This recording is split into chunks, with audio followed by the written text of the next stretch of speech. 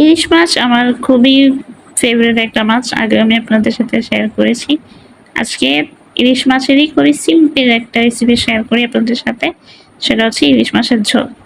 বেশি কিছু না, এখানে এই মাছের সাথে পেঁয়াজ বাটা, শুকনা মরিচ বাটা, জিরা বাটা, পরিমাণ মতো লবণ, পরিমাণ মতো হলুদ, বেশ আরও কিছু কাঁচামরিচ আর হচ্ছে পেঁয়াজ কুচি একসাথে দিয়ে এটাকে সরিষার তেল দিয়ে এটাকে সুন্দর করে হাতে মেখে নিতে হবে।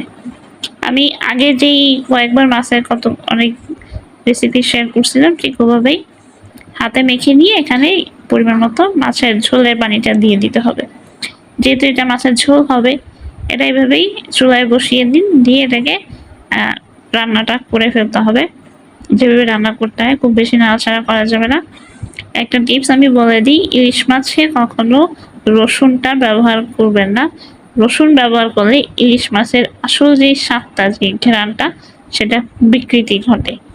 আমি অবশ্য রসুন দিয়ে একটা ইলিশ মাছের রেসিপি শেয়ার করেছিলাম, বাট ওটা আমার ছোট খালা ওইভাবে রান্না করে, বাট আমি খেয়ে দেখেছি, ভালো লাগে না। আপনারা ট্রাই করে দেখবেন। তো এই ছিল আমার মাছের রেসিপিটা। আশা করি আপনাদের ভালো লাগবে রেসিপিটা। ভালো লেগে থাকলে অবশ্যই শেয়ার করে দিবেন। সাথেই থাকবেন। আসসালামু আলাইকুম।